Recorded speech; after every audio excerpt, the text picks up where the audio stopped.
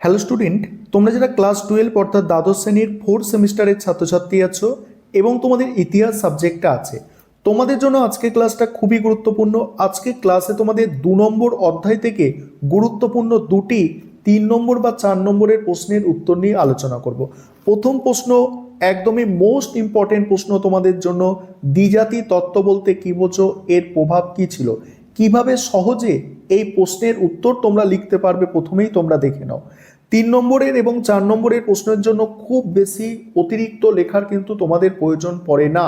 তোমাদের বোর্ডের নির্দেশ অনুযায়ী যেভাবে লিখতে হবে তোমাদের অ্যান্সারগুলো তোমরা দেখে নাও। প্রথমেই তোমাদের হচ্ছে ভূমিকা।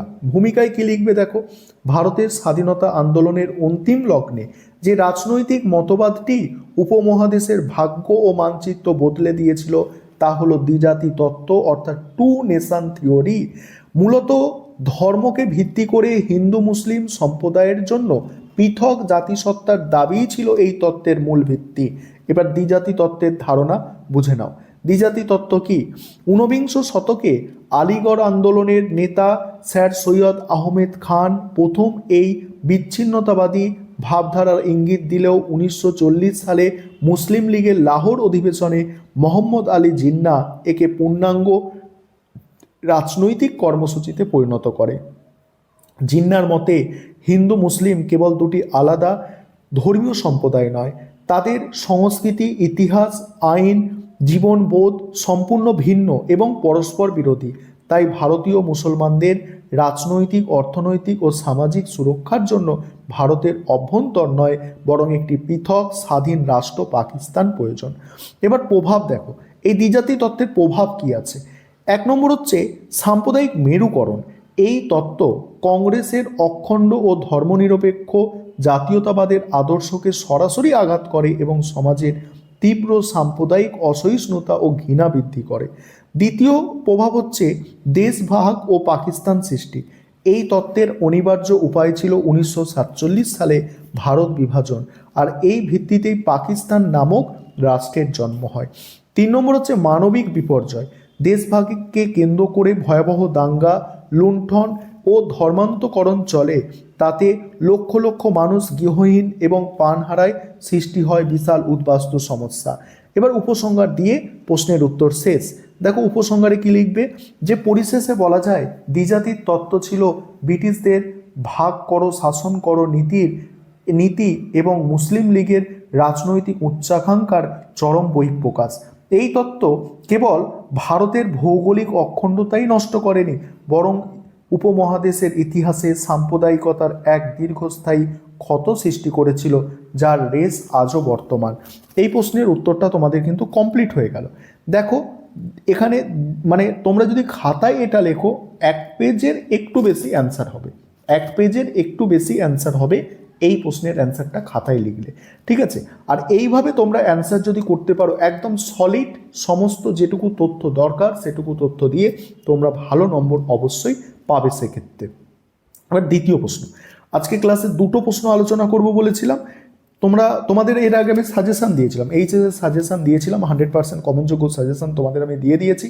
তোমরা সেটায় অনেকে কমেন্ট করেছো, অনেকেই ওয়াচ করেছো এবং তোমাদের পজিটিভ রেসপন্স এসেছে, সেই কারণে আমি অ্যান্সার নিয়ে আলোচনা করছি।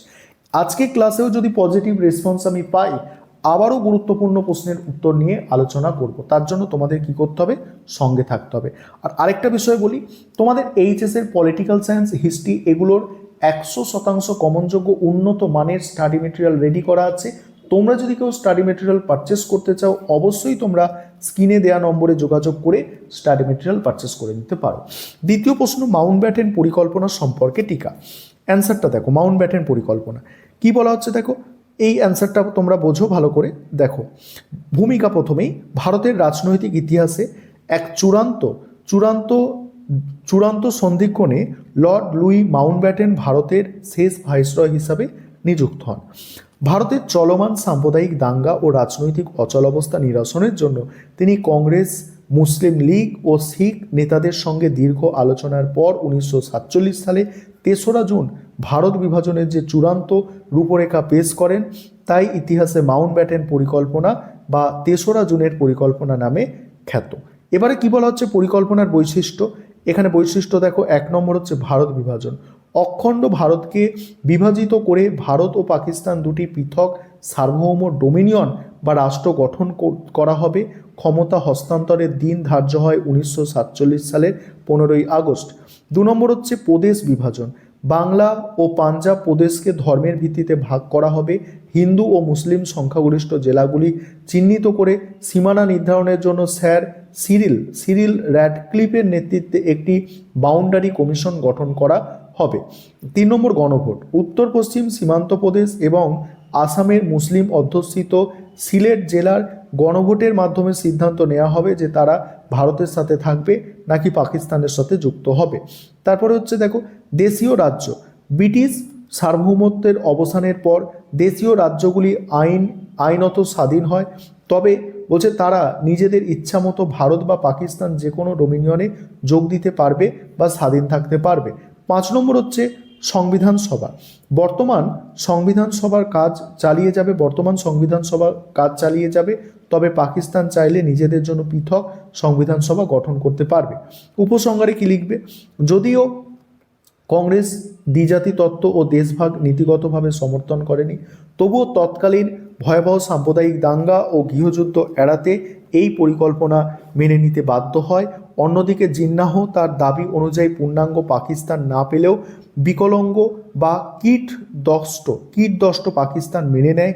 আর এই পরিকল্পনার ভিত্তিতে ব্রিটিশ পার্লামেন্ট ভারতের স্বাধীনতা আইন 1947 সালে পাস হয় এবং দীর্ঘ পরাধীনতার অবসান ঘটে। এবং পরের ক্লাসে তোমাদের আরও ইম্পর্টেন্ট প্রশ্ন নিয়ে আলোচনা করব যদি এই ভিডিওটায় আমি পজিটিভ রেসপন্স পাই।